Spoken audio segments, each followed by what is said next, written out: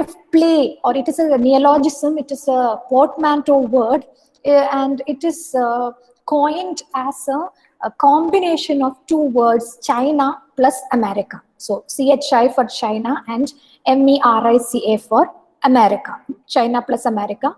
So that way you can call it Chimerica as well.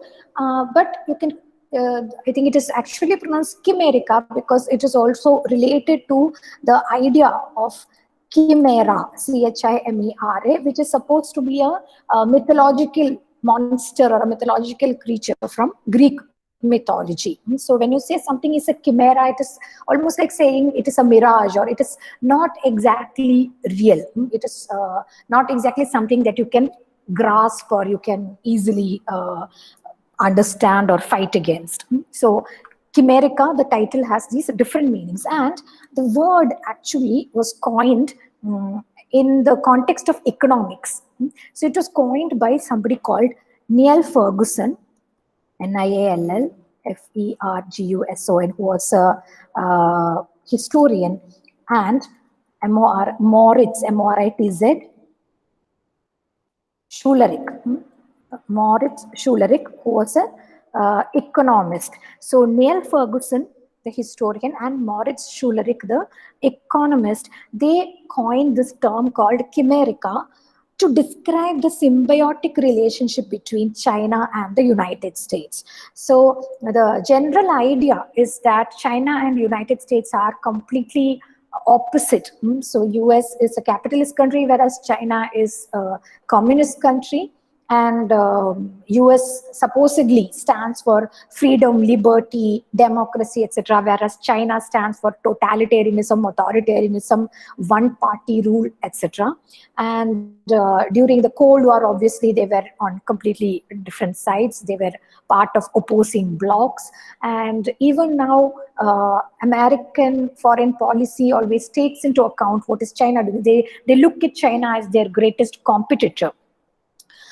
But according to Ferguson and Schulerich, and many others who have followed their line of reasoning, the relationship between China and US is a symbiotic one, which means that one feeds into the other, one supports the other.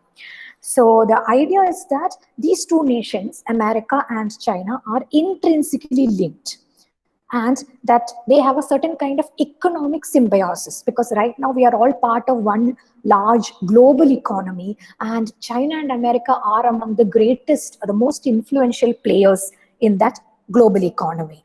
So because of this economic symbiosis, or that economic, how do I say, the interrelation between these two, separation, complete separation would harm the economies of both countries. So America has investments in China, China has investments in America, and if you try to completely separate these two, that would completely harm the economies of both China and America, and also the entire global economy. So everybody, including our country, including India and many other countries, would actually be affected if the relationship between China and the United States changes.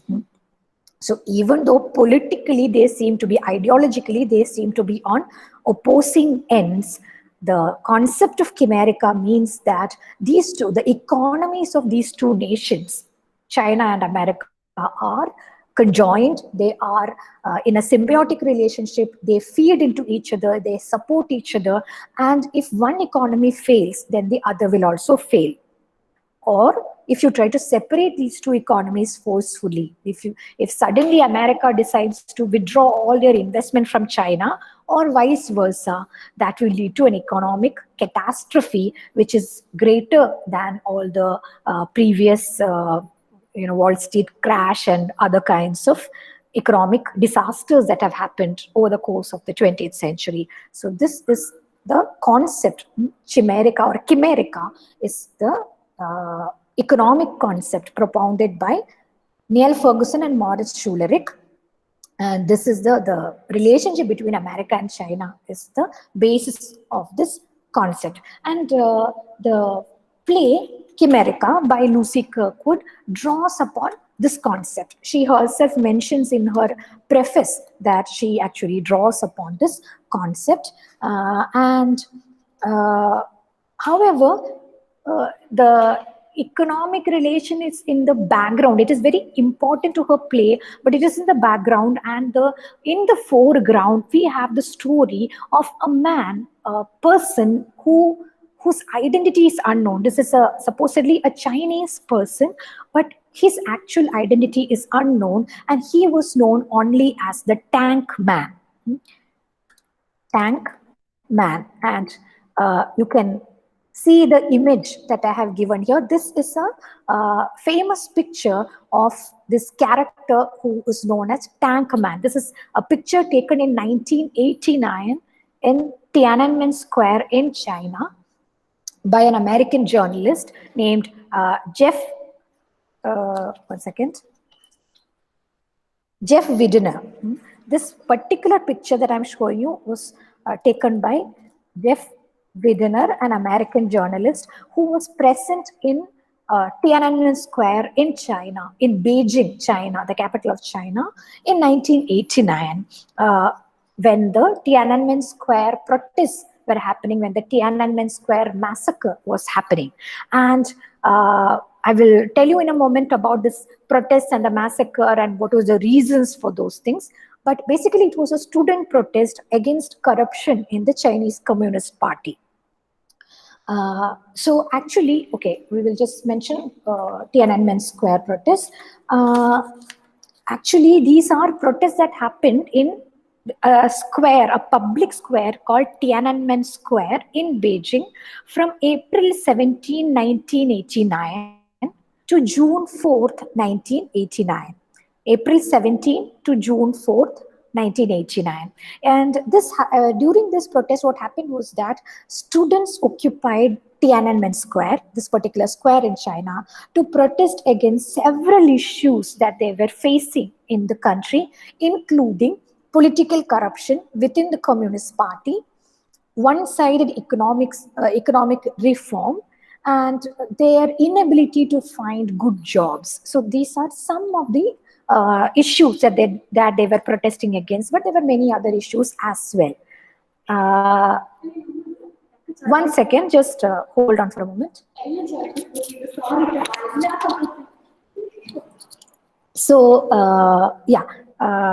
so that these are some of the issues that they were protesting against. And what happened is that after the death of Mao Zedong, you all know, he was one of the great leaders of the Chinese Communist Party. He was one of the Chinese premiers, and he was a very influential person in the history of China. But because he had a very rigid notion of how a communist country was supposed to work, during his time he conducted something called a cultural revolution. It was called a revolution, it was called cultural revolution, but actually because of his policies, China fell deeper and deeper into poverty, and there were many problems. So that was one major issue, and he tried to come up with some economic reforms in order to fight against this poverty, but those economic reforms were completely one-sided. It was take the majority of people into consideration, and especially the young students, the intellectuals, or the people who had gained university education. They were all considered to be part of the bourgeoisie, which is considered a class enemy of the proletariat, and therefore they were not given any importance. University professors were not given good salary, and students who are completing university education were not given good jobs, but rather they were sent back to the countryside in order to work in the farms, in the fields, and things like that. Because of all these problems, China went deeper and deeper into economic turmoil. After the death of Mao, there were some attempts to try and deal with these things, but those were also not successful. But there was a general secretary of the Communist Party named Hu Yaobang, who was who worked for the reform of the economy of the country. And people, especially students, had some kind of hope that Hu Yaobang would make things better for them. But his policies were met with a lot of opposition within the rigid structures of the party, and he was kind of expelled from the party, and soon after he passed away. And he died on April 15, 1989.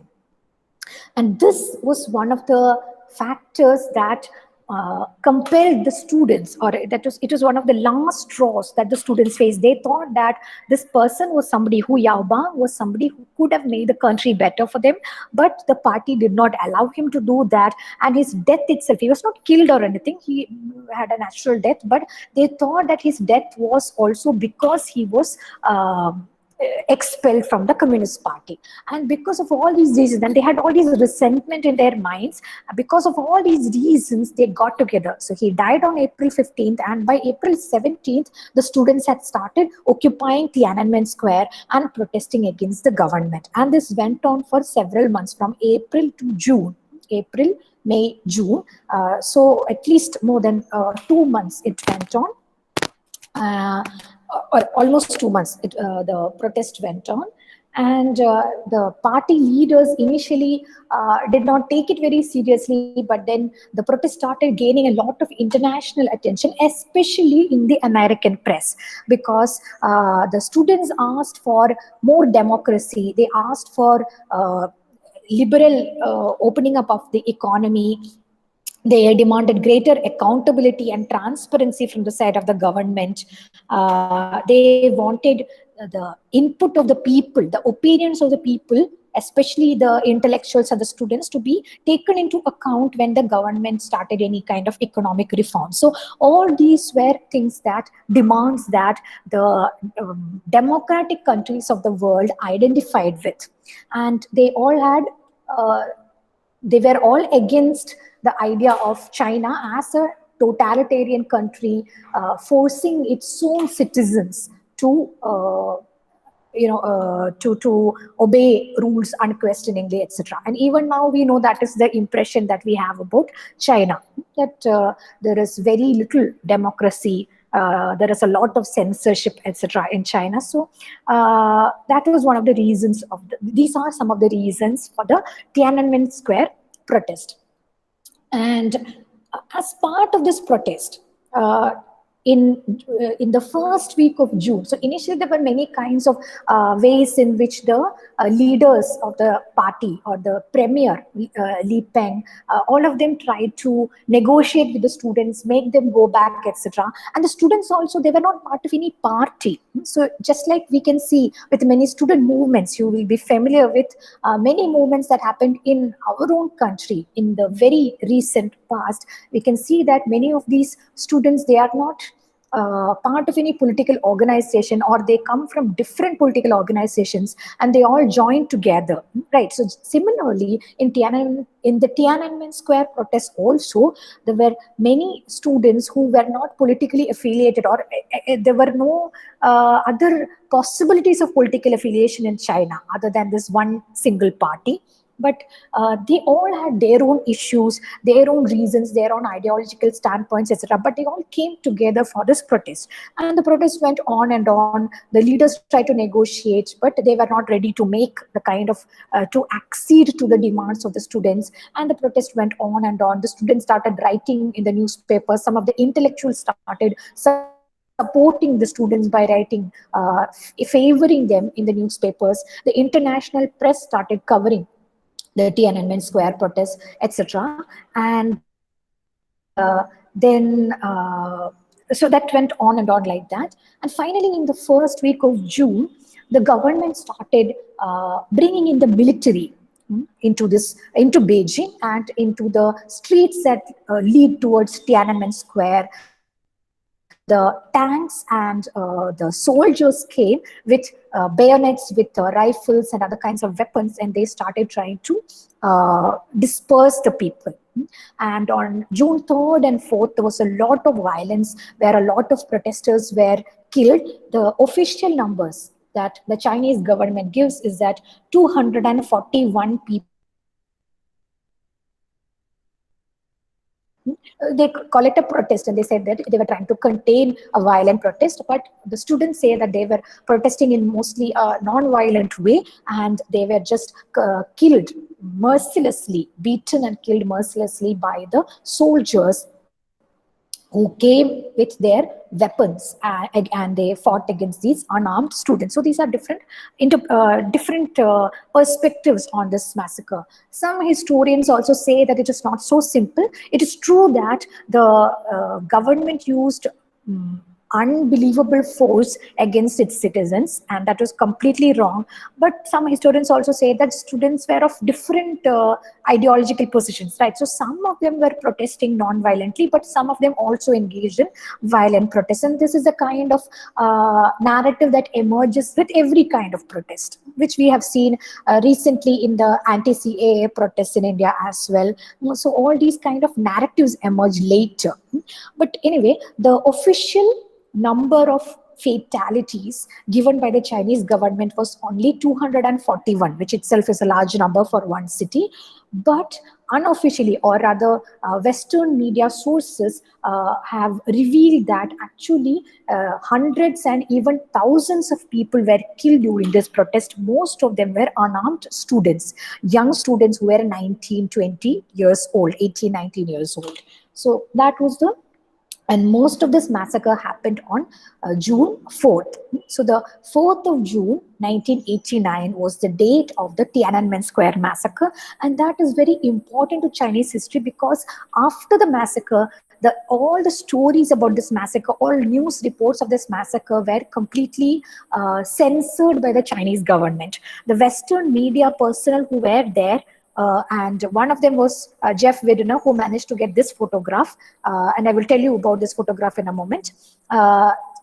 Such Western photojournalists and other media personnel who were in China during that time were all expelled from the country. Their cameras were smashed, and they were completely, some of them were even, they even faced imprisonment and other problems, and they had to escape from the country.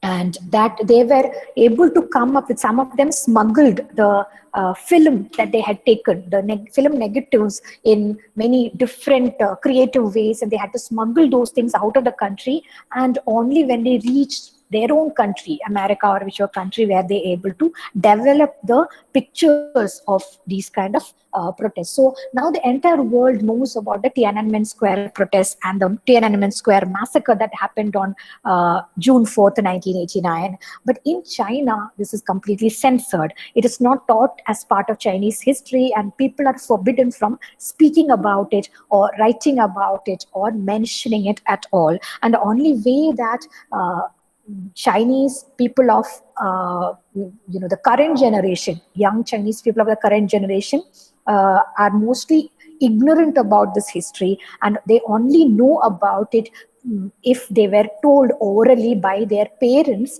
who might have participated in this protest. So that is the story of the Tiananmen Square protest, and the massacre happened on June 4th. And because of censorship, the Chinese people, Chinese citizens, when they want to refer to this massacre, they have to use a lot of codes. So one code that they use, which is also mentioned in this particular book, is the number 64. 64. 64 actually refers to this date because 6 means the month June, which is the 6th month of the year, and 4 refers to the date, 4th of June, when the massacre happened. So 64 is one of the codes that is used to refer to this massacre in the Chinese media, because otherwise the state censorship of China will automatically censor. If you go on a Chinese website or something, and if you try to type out Tiananmen Square, or if you type out June 4th, 1989, it will get automatically censored. You cannot mention it in any kind of correspondence, anything, because it will get automatically censored. And this code number, that is 64, 64, that is used to refer to this massacre. There are other codes also, but this is the code that is used in this particular text.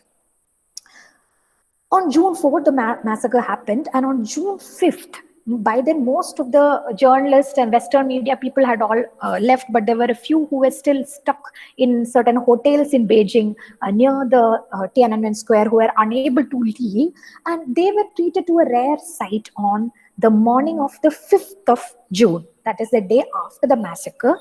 A line of tanks, here you can see the tanks rolling in. The tanks came to the square in order to clear away the rest of the protesters and to clear away everything that was there in the square. And suddenly a man appeared. You can see here a figure, a man in a white shirt, carrying 2 grocery bags. We don't know who he was. We don't see his face, and we don't see what is in his bags or anything. He comes and he appears in front of the tanks, and then he stands in front of the tanks and he refuses to move. And the tanks try to maneuver around him, but they are unable to do that. He keeps moving. So I will show you a video which actually shows it's a. Can you see the YouTube tab that I'm trying to present? Yes, ma'am. Okay, so we'll just play this video. A single man against the juggernaut of the state, Hercules saving Rome, you know, whatever. Can you hear the narration? Yes, ma'am. Yes, ma'am. Okay. A single man against the juggernaut of the state, Hercules saving Rome, you know, whatever. It's one of these sort of emblematic historical moments, a single man defiant, courageous against an army. You mean I've got to say I'm Stuart Franklin? Yeah. Oh no, seriously. Ready? Yeah. I'm Stuart Franklin, and we're going to talk about Tiananmen Square and the photographs that I took back in 1989. This was taken before the crackdown.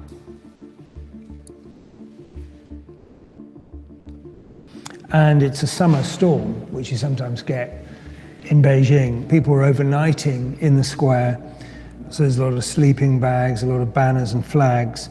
And he just suddenly stands up, and I'm right in front of him. And so captured that moment. But it seems one of the things that as a still photographer you try to do within a news event is to somehow capture the emotion of the day, and somehow there was a lot of emotion. People were committed to trying to take a stand. The photograph, the moment, had quite a lot of sort of symbolism. In the East, in Asia, the idea of baring your chest to the enemy is something that, you know, we read about with the Japanese invasions in China in the 1930s. You know, there's enough space around him to sort of give him a sort of voice, and you can see the monument to the people's heroes. You've got plenty of skies. There's a long history to foreboding and stormy skies in art and literature. That's delivering, in this case, particularly good lights. You've got deep, dark, grey skies behind him, and he's, you know, got this sort of victory sign. Yeah, this is the day after the crackdown. A kind of protest assembled in the morning, and they wanted to clear that, so they started shooting over their heads. People got killed and were carried away on trishaws. We were lying down on the balcony because we were kind of a target as the media up on these balconies, so we were lying down to avoid the possibility of being hit. I was conscious to try and set the scene a little bit by showing the 4 tanks, the smoke, and these kind of strange lane markings that seem to sort of bring some context to the picture, and of course the bus in the background. So the framing of the picture was, it's always going through my head at some level, you know, because framing is not just about aesthetics, it's about storytelling. The first image, you can see a vehicle burning, 2 rows of soldiers in firing positions, protesters being shot at, protesters backing away, the tanks preparing to move through. This one here, you can actually see in front of the row of tanks, the guy is standing there. He stood stock still for a while, as the tanks came towards him, but as they moved, he kind of followed around, and then legs astride, dancing around the tank. The tank's trying to move right. He's moving in that direction. At one point, he climbed on top of the lead tank onto the turret and started speaking to the tank driver. It's quite possible that he was one of the protesters trying to find out what had happened and wanted to carry on asking, you know, where his relatives were, or where his brother was, or where his friends were. Eventually, I think it was 3 people cleared him to the other side of the road, after which we never saw from him again. After taking this image, the main aim was to try and hide the film, because very often people want your film, people want to delete the images on your camera. It's really annoying. And unfortunately, you know, our job in the world of journalism is to try and keep that film from being sort of taken or destroyed. So I packed the film into a little box of tea, and then it went out to Time magazine in New York. The following day, when George Bush saw it, George Bush Senior this is, he'd pointed to this guy and say, oh, you know, what a courageous person he is. And the image sort of went viral, although of course there was no internet in those days, but it went viral in terms of the fact that everybody wanted the photograph, and it became a very useful event politically, both for the Chinese and for the Republican Party, because in a sense it was all about restraint.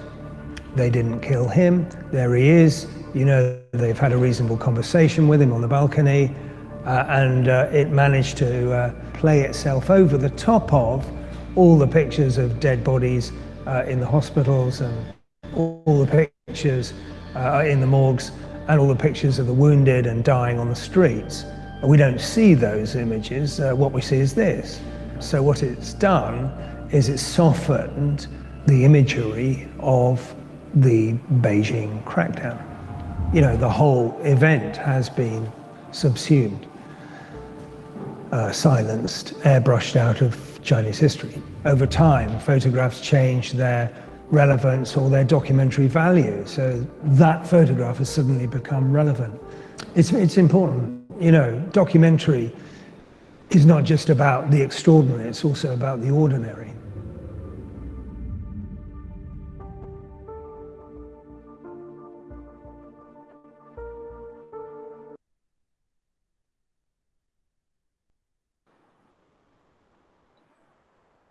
Okay, so I hope that video was clear to you all, and the person who was speaking was another photographer who took the same photograph, and he talks about the entire process of how he shot the photograph, how he saw it, and how he managed to escape from the country by hiding the photograph in a tea bag and all that. So that is Stuart Franklin, and the image that I am showing here was taken by Jeff Widner, another photographer, and there were apparently 5 different photographers who took different versions of this image, and I'm giving the names here: Jeff Widner, Stuart Franklin, Charlie Cole, Arthur Sang-Hin-Wah, and Terrell Jones. So there are some different versions of this image.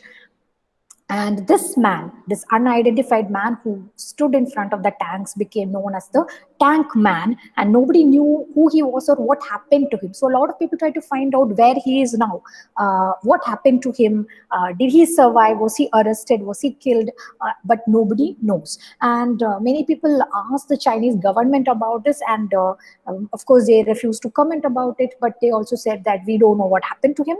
But generally there is no information that he was killed or he was executed.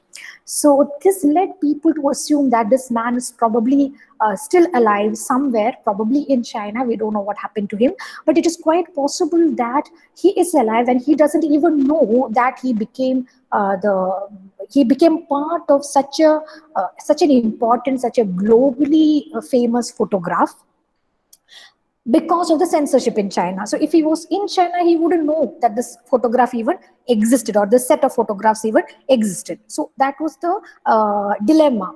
And Western media has always been interested in this photograph and in this person, and they've tried to find out what happened to him, but never been able to do so. This much is fact. Okay, and like we listened to Franklin and what he was talking about, the different ways in which this image was used. It was the image itself. So this is also something that we should think about. It is one of the themes of this play as well, because the play is about one fictional photographer who took this image. So it is not any of the real photographers, but the play supposes that there was a fictional photographer named Joe, a young American photojournalist, who took this photo, and years later he is trying to find out what happened to the tank man. So that is basically the main theme of the play. Now, what is interesting is that this photo has been used in many different ways. One, it gives it an impression that the protests were all non-violent. So this gives us an impression of non-violent non-cooperation or non-violent resistance in China during the student protests. But that is also a kind of constructed history, because as we already mentioned, there were some aspects of the protests that were violent and some that were not violent. So that is one thing. So it is a good thing for the, it is a desirable photographer to show the pro-democracy, pro-student protest side of the issue. But on the other hand, the Chinese authorities, they have censored the photograph. They don't allow this photograph to be shown or circulated anywhere in China, but they have often had to face questions from international media, especially Western media, about this photograph. And they, however, use this photograph to talk about how the army was also working in a non-violent manner. Because here we see that the soldier who's driving the tank does not actually kill this man. He doesn't mow down this man, but rather when the man appears in front of the tank, the soldier also moves the tank around, and the tanks don't actually kill the man. So the Chinese authorities have used the same thing, even though they don't circulate this picture. But whenever they are asked about this picture, they use it to talk about the humanity of the Chinese army. Notwithstanding the fact that just the previous day they had killed hundreds, maybe thousands of unarmed student protesters, they still use this image to talk about how actually the struggle was managed in a very negotiated kind of manner, and the army tried their best not to kill any civilians. That is how they want to. So we can see how a photograph itself becomes not just a historical document, but part of a constructed narrative, how a photograph helps to construct a narrative of heroism, of resistance, but also the opposite. So how the photograph gets co-opted by the authorities is also something that we can see from the video that we just watched by one of the photographers, Stuart Franklin. So this is the story behind the Tiananmen Square massacres and the image of the tank man. And the play actually talks about the search for this tank man several years later, a couple of decades later, by the American photojournalist who took one of the photographs. Now, this is not a real person, as I mentioned, it is a fictional photojournalist named Joe. So now we will start to talk about the play in more detail, but maybe before that we can take a short break.